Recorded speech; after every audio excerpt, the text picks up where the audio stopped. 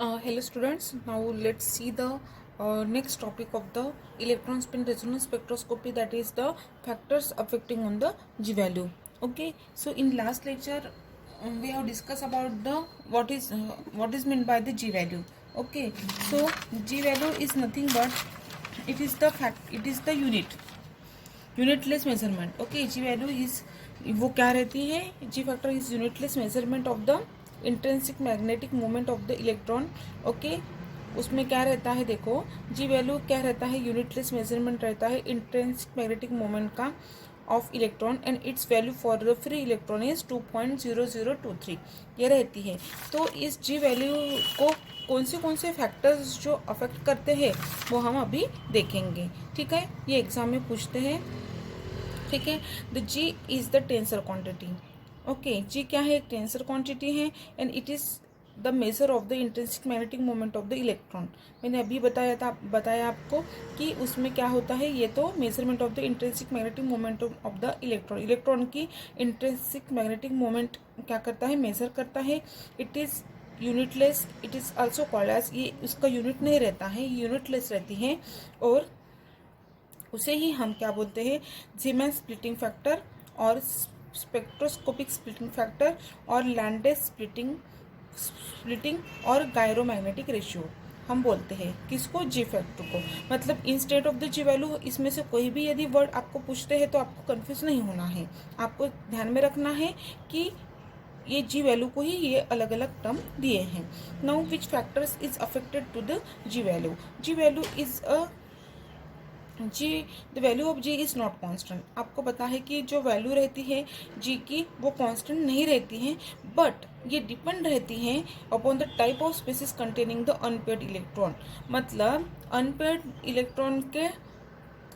Electron जिस species में unpaired electron कैसे रहते हैं उसके ऊपर, किस टाइप का है उसके ऊपर जी वैल्यू डिपेंड रहती है. मतलब this is one of the factor which is depend upon the which on which the g value is affected. Okay, उसकी वजह से जी वैल्यू अफेक्ट हो सकती है. नाउ किसके ऊपर? The species containing the unpaired electron depend upon the type of species containing the unpaired electron. मतलब वो जो अनपेयर्ड इलेक्ट्रॉन है उस type of species containing the unpaired electron, उसकी टाइप कैसी है अनपेयर्ड इलेक्ट्रॉन की? जिस स्पेसिस में अनपेयर्ड इलेक्ट्रॉन है उसकी टाइप कैसी है उसके ऊपर जी वैल्यू डिपेंड रहती है. And third one, that is the orientation of the molecular anisotropy. ये एक फैक्टर है जो जी वैल्यू को अफेक्ट करता है. Means electronic movement are align in the parallel और anti parallel direction in presence of the magnetic field. मतलब यदि electronic moment are align in parallel और anti parallel direction in presence of magnetic field. जब magnetic field हम applied करते हैं तो electronic moment में आर अलाइन, वो एक तो पैरेलल में रहेगा या एंटी पैरेलल में रहेगा. हमें पता है कि हम इलेक्ट्रॉनिक मैग्नेटिक फील्ड में यदि रखते हैं किसी भी सैंपल को तो वो क्या करता है? स्पिनिंग करता है. तो स्पिनिंग करता है तो वो पैरेलल स्पिन करता है और एंटी पैरेलल स्पिन करता है. तो वो फैक्टर भी अफेक्ट करता है जी वैल्यू को. Okay, this is what the factors affecting the g values. Now let us see the hyperpie splitting of the EPR spectra. Now there are the magnitude of the splitting and the number of the lines are depend upon. देखो hyperpie splitting देख रहे हैं हम electron paramagnetic resonance spectroscopy की, मतलब electronic spin resonance spectroscopy की. Okay, तो इसमें हम देख रहे हैं, देखो, the magnitude of the splitting of the number of the lines depend upon. जो स्प्लिटिंग रहती है लाइन्स की, वो किस फैक्टर के ऊपर डिपेंड रहता है.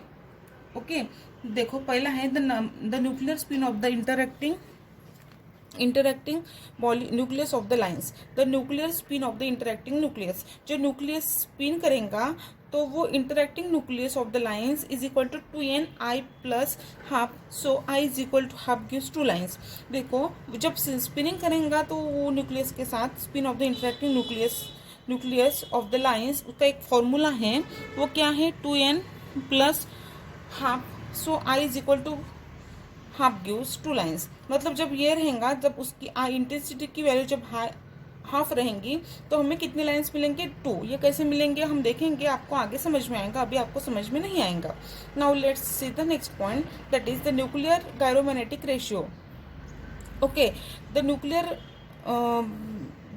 गायरोमैग्नेटिक रेशियो, एक उसका गायरोमैग्नेटिक रेशियो क्या रहेगा, उसके ऊपर भी हाइपर स्पाइन स्प्लिटिंग डिपेंड करेंगी। ओके, और the magnitude of the splitting, जो स्प्लिटिंग कैसी होंगी वो डिपेंड करेंगी किसके ऊपर? गायरोमैग्नेटिक रेशियो के ऊपर। Okay, the magnitude of the interaction between the electronic spin and the nuclear spin. Electronic spin और न्यूक्लियर स्पिन का इंटरेक्शन का जो मैग्नीट्यूड है उसके ऊपर भी क्या रहेंगी? Magnitude of the splitting depend करेंगी।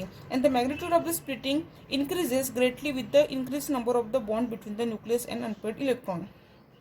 देखो, जैसे जो nucleus number of bond between the nucleus and unpaired electron, जो न्यूक्लियस में जो बॉन्ड है एंड अनपेयर्ड इलेक्ट्रॉन्स रहते हैं, जैसे बढ़ेगा वैसे ही जो स्प्लिटिंग वो रहेंगी वो डिक्रीज हो जाएंगी। इसके ऊपर भी जो स्प्लिटिंग है वो डिपेंड करती है। ठीक है, मतलब यदि number of bonds between the nucleus and unpaired electron, nucleus के और अनपेयर्ड इलेक्ट्रॉन्स के बीच का जो बॉन्डिंग है उसका यदि वो इंक्रीज हो जाएगा तो जो मैग्नीट्यूड है वो स्प्लिटिंग की वो क्या होंगे? डिक्रीज होंगी। मतलब this is one of the factor which affects the magnitude of the splitting. Okay, now let's see the relative intensities for the I is equal to half. अभी ये रिलेटिव इंटेंसिटी क्या होती है? जैसे हम पास्कल ट्रायंगल देखते हैं NMR में, आपको पता नहीं है क्योंकि आपने देखा नहीं है, आपको हुआ नहीं है, लेकिन आप ये समझने की कोशिश कीजिए। Now the relative intensity for I is equal to half when n is equal to 0, 1, 2, 3, 4, 5, 6। मतलब एन की वैल्यू जब 0 से लेकर 6 तक रहती हैं तो रिलेटिव इंटेंसिटी रेशियो हमको कैसे मिलेगा? देखो, जब एन की वैल्यू जब 0 रहेंगी तो रिलेटिव इंटेंसिटी कितनी मिलेगी? 1 मिलेंगी। जब 1 रहेंगी, n is equal to 1, then relative intensity is 1:1। when n is equal to 2, then relative intensity is 1:2:1। when 3 n is equal to 3, then relative intensity is 1:3:3:1। when n is equal to 4, the relative intensity is 1:4:6:4:1। when n is equal to 5, then relative intensity is 1:5:10:10:5:1। and when n is equal to 6, the relative intensity, that is 1:6:15:20:15:15:6:1। this is now what the relative intensity for the I is equal to half। सो अभी देखो, जब n रहेगा, n की value half रहेंगी, तब देखा हमने ये। ठीक है, ratio. Now n is equal to जब 1 आएगा, ठीक है, तब हमें 2 पिक्स मिलेंगे। जब 1 आएंगे तो 2 पिक्स, 2 स्पेक्ट्रल लाइंस मिलेंगी। वो कैसे ड्रॉ करनी है? देखो, ऐसे ड्रॉ करनी है। ठीक है, when n is equal to 2, जब 2 मिलेंगी तो उसमें एक ऐड करते जाने का, 2 रहेंगी तो उसमें 3 लाइंस मिलेंगी। ठीक है, ऐसे। When n is equal to 3 रहेंगी तो अभी कितने मिलेंगी स्पेक्ट्रल लाइंस? 4 मिलेंगी, ऐसे। लेकिन जो लास्ट वाली वो सिमिलर रहती है, बीच वाली भी सिमिलर रहती है। ठीक है, when n is equal to 4 रहेंगी तो अभी स्पेक्ट्रल लाइन कितनी मिलेंगी? 5 मिलेंगी, ऐसे। 1